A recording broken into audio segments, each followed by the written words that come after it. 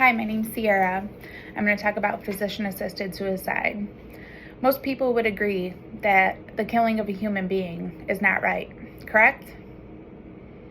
Well, what if it was your husband, wife, child, family member, dear loved one that was riddled with an illness or ended up with a severely bad injury and is now left on a ventilator or is left with a serious illness that leaves them bedridden, but completely alert and oriented? Well, this was the case for Margaret Batten, who her husband had a terrible accident in 2008 and ended up with a C2-C3 spinal injury and was stuck on a ventilator for the rest of his life, breathing for him. And there was no other choice. He was completely alert and oriented and no longer wanted to live his life left on a ventilator. Well, as of now, there is no other choice. They have lost all quality of care, dignity, and the only choice they have is to ride it out on this ventilator in bed for the rest of their lives, no matter what they want to choose. What if this was your loved one? Wouldn't you want them to have the choice to be able to decide to do something else?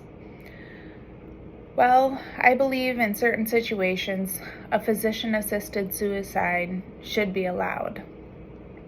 There are states that do allow physician-assisted suicide, but you have to be within 6 months of death to be able to even apply for this. And even then, they don't have to approve it.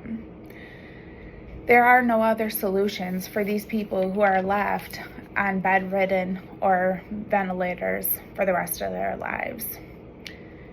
There should be other options, such as for Margaret's case, he's completely alert and oriented and wants to have a physician-assisted suicide to not have to live this life anymore in a bed for the rest of his life with a machine breathing for him.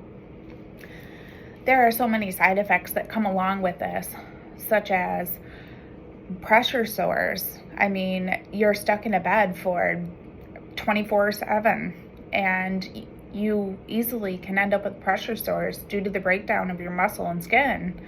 You're easily able to get a UTI, a urinary tract infection, easily end up with a pneumonia.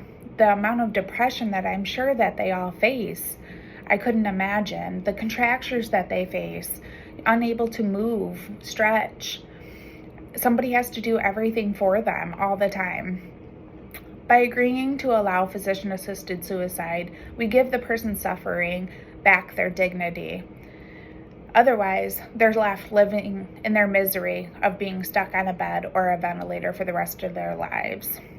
There are campaigns that support this and are fighting to be able to have physician-assisted suicide in all states, and for many reasons, not just within 6 months of death. You can donate to these campaigns and give them more funding to continue on with their fight to die with dignity. They're online. You just look them up and you can donate money. Thank you.